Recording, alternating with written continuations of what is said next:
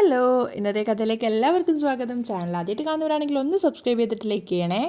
അപ്പം ആദർശ് നയനയോട് പറയുന്നുണ്ട്, അനി ഇത്രത്തോളം അനാമികയെ വെറുക്കണമെങ്കിൽ അത് നന്ദു കാരണം മാത്രമായിരിക്കില്ല. കാരണം അവർ തമ്മിലുള്ള സംസാരത്തിനിടയിൽ അനാമികയുടെ സ്വഭാവം അവൻ മനസ്സിലാക്കിയിട്ടുണ്ടാവും. പിന്നെ ഇതിനൊക്കെ നീ ഒരു കാരണക്കാരിയാണ്.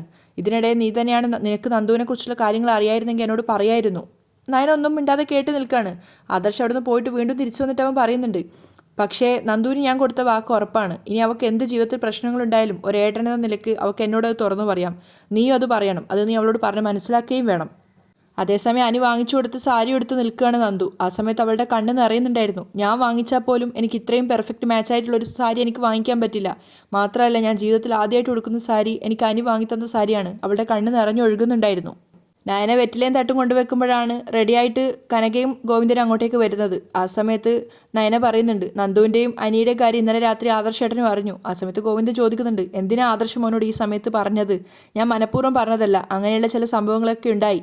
നയന രാത്രി സംഭവിച്ച കാര്യങ്ങളൊക്കെ അവർക്ക് പറഞ്ഞു കൊടുക്കുകയാണ്. അനി പോയി മദ്യപിച്ചതും അതിനുശേഷം ആദർശ് അവൻ്റെ കവിളിൽ തല്ലിയതും ആ സമയത്ത് അനി കള്ളു കുടിച്ചുകൊണ്ട് ബോധമില്ലാതെ നയനക്ക് കാര്യങ്ങൾ അറിഞ്ഞാന്ന് പറഞ്ഞതും അവസാനം നയനക്ക് നന്ദുവിൻ്റെ പേര് പറയേണ്ടി വന്നതൊക്കെയായ കാര്യങ്ങൾ. മുഴുവൻ കാര്യങ്ങളും കേട്ടപ്പോൾ ഗോവിന്ദൻ ചോദിക്കുന്നുണ്ട്, എന്തൊക്കെയാണ് മോളെ ഈ സംഭവിക്കുന്നത്? മോള് എപ്പോഴും വെളുപ്പിന് 5 മണിക്ക് എഴുന്നേൽക്കുന്നതാണല്ലോ. അത് കാണാഞ്ഞപ്പോൾ തന്നെ ഞങ്ങൾക്ക് സംശയമായി, ഇതെന്താ ഇത്ര നേരം വൈകിയതെന്ന്. നേരം വൈകിട്ടാണോ കിടന്നതെന്നൊക്കെ ചോദിക്കുമ്പോൾ നയന പറയുന്നുണ്ട്, വെളുപ്പിന് 4 മണിക്ക് വന്നിട്ടാണോ കിടന്നത്, അതുകൊണ്ടാണ് എഴുന്നേൽക്കാൻ പറ്റാഞ്ഞത്. അപ്പം നയന സങ്കടത്തോടെ പറയാണ്, ഇങ്ങനെയൊക്കെയാണ് കാര്യങ്ങളെങ്കിലും അനിയുടെ മനസ്സിൽ നന്ദുവാണെന്ന് അറിയുമ്പോൾ ആദർശേട്ടൻ പുച്ഛിക്കുന്നതാണ് ഞാൻ കരുതിയത്. പക്ഷേ അനിയന് എല്ലാവിധ സപ്പോർട്ടുമാണ് ഏട്ടൻ കൊടുക്കുന്നത്. അത് കേട്ടതും ഗോവിന്ദൻ പറയുന്നുണ്ട്, അങ്ങനെയാണെങ്കിൽ നേരത്തെ പറയാനിരുന്നത് നന്നായി. അല്ലെങ്കിൽ നടക്കാൻ പാടില്ലാത്തൊരു ബന്ധം നടന്നേനെ. ഈ ബന്ധത്തെ അനുകൂലിക്കുന്നവരും എതിർക്കുന്നവരും തമ്മിൽ ഒരു വലിയ വഴക്കായേനെ. അപ്പം നയന പറയുന്നുണ്ട്, ആ സമയത്ത് നന്ദു ഉണർന്നതുകൊണ്ട് എല്ലാം അവളും അറിഞ്ഞിട്ടുണ്ട്. അപ്പം കനക പറയുന്നുണ്ട്, കുഴപ്പമില്ല, ഇന്നത്തെ ദിവസം കഴിഞ്ഞാൽ പിന്നെ അനിയും നന്ദുവും തമ്മിൽ കാണാനും സംസാരിക്കാനും ഒന്നും പോകുന്നില്ല. പിന്നെ നന്ദുവിന് പറ്റിയൊരു നല്ല പയ്യനെ കണ്ടുപിടിച്ച് കഴിഞ്ഞാൽ അവളുടെ സങ്കടങ്ങളെല്ലാം തീരും.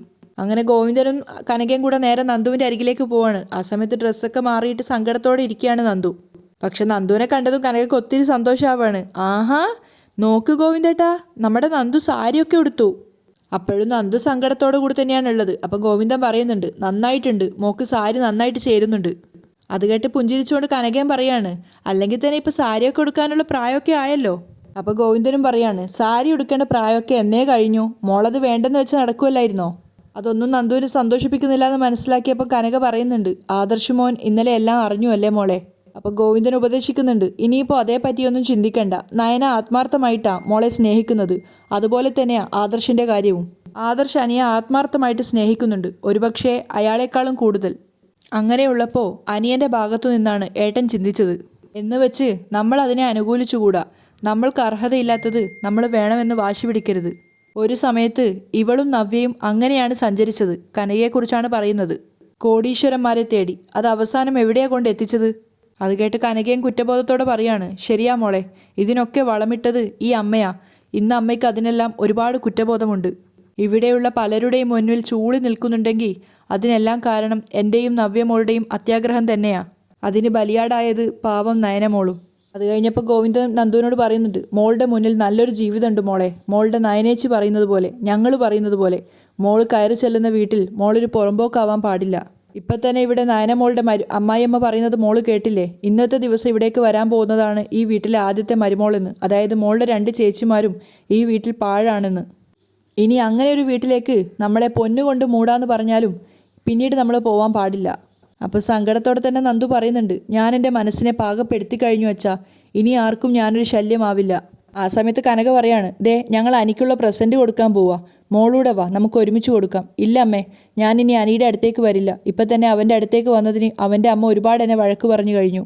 അപ്പോൾ ഗോവിന്ദൻ പറയുന്നുണ്ട്, അതേ കനകെ, ഇനി മോൾ അനിയെ കാണുകയോ സംസാരിക്കുകയോ വേണ്ട. ഇന്നത്തെ കല്യാണം കഴിഞ്ഞ് സദ്യ കഴിച്ചു കഴിഞ്ഞാൽ നമുക്ക് നമ്മുടെ വീട്ടിലേക്ക് മടങ്ങാം. കനക അത് സമ്മതിക്കുകയാണ്. അപ്പം ഗോവിന്ദൻ പറയുന്നുണ്ട്, ഇഷ്ടപ്പെട്ട ആളെ നേടിത്തന്നില്ല എന്ന് കരുതി മോൾ അച്ഛനെയും അമ്മയും വെറുക്കരുത്. എന്താ അച്ഛൻ ഇങ്ങനെയൊക്കെ പറയുന്നേ? നന്ദു ചോദിക്കുന്നുണ്ട്. അതുകൊണ്ടല്ല മോളെ, ഇനിയും പെൺമക്കളുടെ ജീവിതം കണ്ട് കരയാൻ വയ്യ. വേറെ ഒന്നും കൊണ്ടല്ല മോളെ, ഇനിയും എത്ര കാലം മോളുടെ ചേച്ചിമാർ ഇവിടെ കാണുന്നുള്ള കാര്യത്തിൽ ഞങ്ങൾക്കൊരു ഉറപ്പുമില്ല. അതുകൊണ്ട് അവരെപ്പോൾ വേണേലും വീട്ടിലേക്ക് വരാമെന്ന് കരുതി മനസ്സിനെ പാകപ്പെടുത്തി വെച്ചിരിക്കുക ഞങ്ങൾ രണ്ടുപേരും.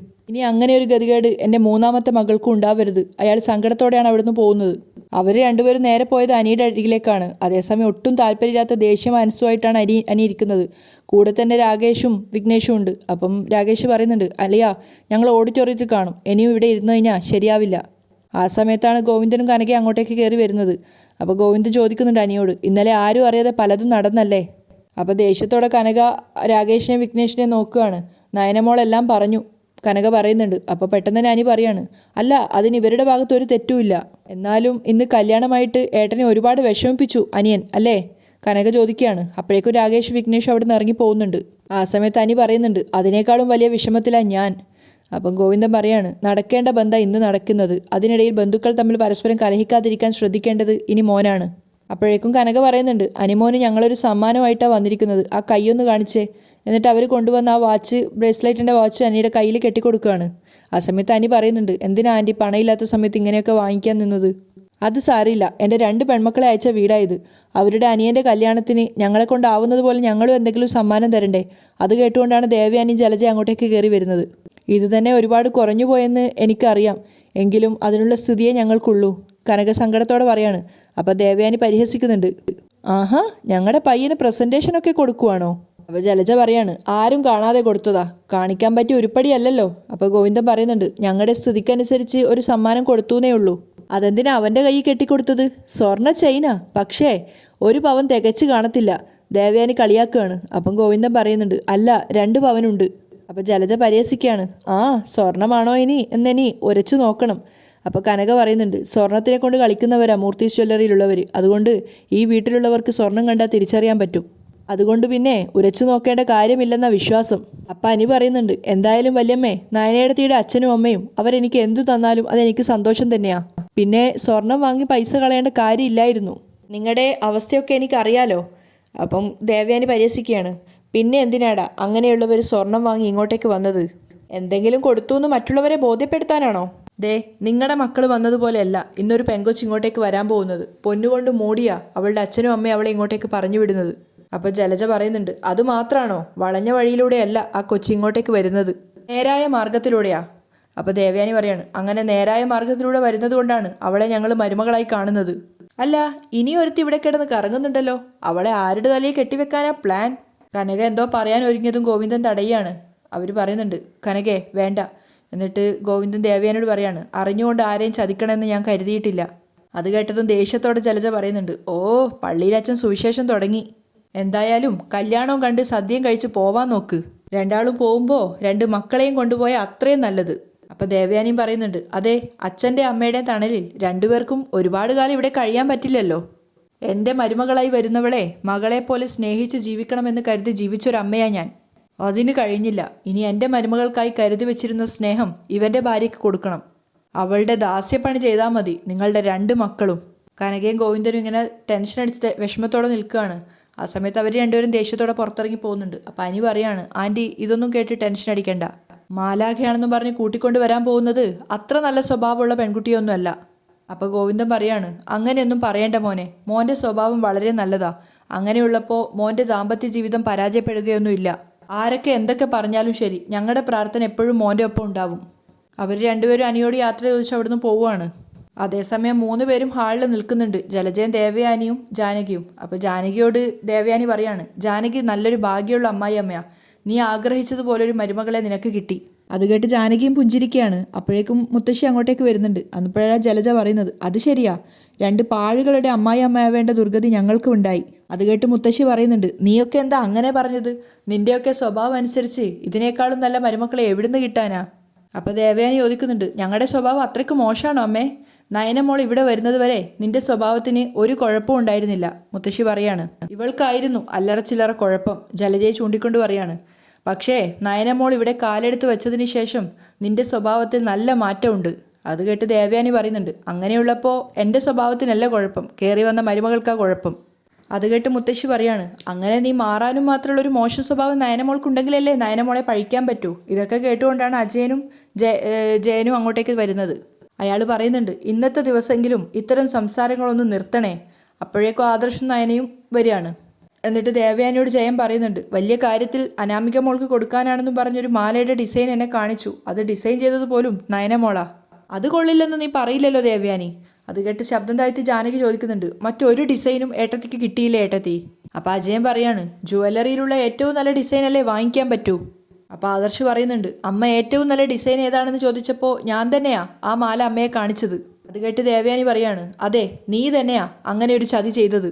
അല്ലെങ്കിൽ ആ മാല ഞാൻ ഒരിക്കലും സെലക്ട് ചെയ്യില്ലായിരുന്നു. ദേവയാനിയുടെ മുഖത്ത് മുറുമുറുപ്പാണ്. അപ്പോൾ ആദർശ് പറയുന്നുണ്ട്, അപ്പോൾ ആ സമയത്ത് അമ്മ എന്തായിരുന്നു പറഞ്ഞിരുന്നത്? നിന്റെ സെലക്ഷൻ കൊള്ളാം, ഇതുപോലൊരു മാല അമ്മ കണ്ടിട്ടില്ല എന്നൊക്കെയല്ലേ അമ്മ പറഞ്ഞത്. എന്നിട്ട് ഇപ്പം അതൊക്കെ മാറ്റി പറയാണോ? അപ്പോൾ ജലജ നാണക്കേടോടെ തലതാഴ്ത്തി നിൽക്കുകയാണ്. പക്ഷേ ജാനകി പറയുന്നുണ്ട്, എന്തായാലും എനിക്കത് ഇഷ്ടപ്പെട്ടില്ല. അപ്പോൾ ജലജയും പറയാണ്, എനിക്കും. അല്ല അതൊക്കെ അവിടെ നിൽക്കട്ടെ, കല്യാണപ്പയ്യൻ എവിടെ? ജയൻ ചോദിച്ചോ കേൾക്കുകയാണ്. ആ സമയത്ത് അങ്ങോട്ടേക്ക് അനിയും വരുന്നുണ്ടായിരുന്നു കല്യാണപ്പയ്യൻ്റെ വേഷത്തിൽ. ആഹാ, മണവാളൻ എത്തിയല്ലോ. അനി അരികിലെത്തിയതും ദേവയാനി ചോദിക്കുന്നുണ്ട്, അല്ലടാ നിന്റെ കവിളിൽ എന്താ മോനെ ഒരു പാട്? ജലജയം പറയാണ്, അത് ശരിയാണല്ലോ, നിന്നെ ആരെങ്കിലും തല്ലിയോടാ മോനെ? എന്താ സംഭവിച്ചതെന്ന് അവനോട് ചോദിക്കാതെ ദേ ഈ നിൽക്കുന്ന അവൻ്റെ ചേട്ടനോട് ചോദിച്ചു നോക്ക് എന്താ സംഭവിച്ചതെന്ന്. ജാനകി ആദർശിനെ നേരെ നോക്കിക്കൊണ്ടാണ് പറയുന്നത്. അപ്പോഴേക്കും കനകയും ഗോവിന്ദനും ഒക്കെ അങ്ങോട്ട് എത്തിയിട്ടുണ്ടായിരുന്നു. അത് കേട്ട് ആദർശ് തലതാഴ്ത്തി നിൽക്കുകയാണ്. ദേവയാനി ചോദിക്കുന്നുണ്ട്, എന്താടാ ആദർശേ, ആരാ അനിയെ തല്ലിയത്? നിനക്ക് പറയാൻ വയ്യെങ്കിൽ നടന്നത് ഞാൻ തന്നെ പറഞ്ഞോളാം. ജാനകി ദേഷ്യത്തോടെ പറയാണ്, വേണ്ട ഞാൻ തന്നെ പറഞ്ഞോളാം. എന്നിട്ട് ആദർശ് പറയുന്നുണ്ട്, ഇവനെ തല്ലിയത് ഞാനാണ്. അത് കേട്ട് എല്ലാവരും ഞെട്ടിത്തരിച്ച് നിൽക്കുകയാണ്. അങ്ങോട്ടേക്ക് നന്ദുവും വരുന്നുണ്ട്. അപ്പം ജയൻ ചോദിക്കുന്നുണ്ട്, എന്താടാ ആദർശ് ഇത്? കുഞ്ഞുനാളിൽ പോലും നീ ഇവൻ്റെ ദേഹത്ത് കൈവച്ചിട്ടില്ലല്ലോ, പിന്നെ എന്താ ഉണ്ടായത്? അപ്പം ദേവയാനി ദേഷ്യത്തോടെ പറയുന്നുണ്ട്, ചോദിച്ചത് കേട്ടില്ലേ, എന്തിനാടാ നീ എൻ്റെ കുഞ്ഞിനെ തല്ലിയത്? അത് ഇന്നലെ രാത്രി ഇവൻ കൂട്ടുകാർക്കൊപ്പം പോയി ചെറുതായിട്ടൊന്ന് മിനുങ്ങി. അത് കേട്ട് എല്ലാവരും ഒന്ന് ശരിക്കും ഷോക്കാവുകയാണ്. അനി തലതായിട്ട് നിൽക്കുന്നുണ്ട്. കുടിച്ചോടാ? ദേവയാനി ചോദിക്കുകയാണ്. അത് പിന്നെ ഇന്നലെ രാത്രി ഇവനെ ഇവിടെ കാണാതായപ്പോൾ ഞാൻ ഇവനെ തിരക്കി പോയതാണ്.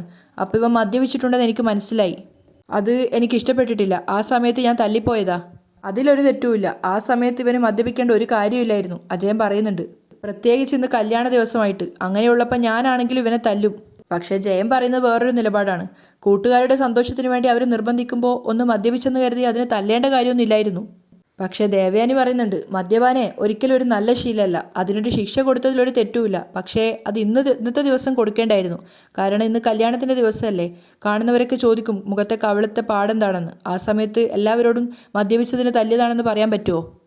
ഇനിയിപ്പോൾ എവിടെയോ തട്ടിയോ മുട്ടിയതാണെന്നൊക്കെ പറയാം. അപ്പം മുത്തശ്ശി പറയുന്നുണ്ട്, എന്തൊക്കെയാണ് ഇവിടെ സംഭവിക്കുന്നേ? ഇനി സമയം കളയണ്ട, എല്ലാവർക്കും ദക്ഷിണ കൊടുക്ക്. അങ്ങനെ അനി വന്ന് ആദ്യം തന്നെ മുത്തശ്ശിക്ക് ദക്ഷിണ കൊടുത്ത് തുടങ്ങുകയാണ്. അങ്ങനെ പിന്നെ എല്ലാവർക്കും ഓരോരുത്തർക്കായിട്ട് ദക്ഷിണ കൊടുക്കുകയാണ്. അനിയുടെ മുഖത്ത് നല്ല സങ്കടം ഉണ്ടായിരുന്നു. അത് കണ്ടു നിൽക്കുന്ന നന്ദുവിൻ്റെ മുഖത്തും. മനസ്സിലായിട്ടെന്നോണം ആദർശനും നയനക്കൊക്കെ സങ്കടം ഉണ്ടായിരുന്നു. കാരണം അവന് ഈ കല്യാണത്തിന് ഒട്ടും താല്പര്യമില്ല എന്നുള്ളത് അവർക്കൊക്കെ നന്നായിട്ട് അറിയാവുന്ന കാര്യമാണ്. എല്ലാവർക്കും ദക്ഷിണ കൊടുത്ത ശേഷം അനി നിറഞ്ഞ കണ്ണുകളോടെ നന്ദുവിനെ നോക്കുകയാണ്.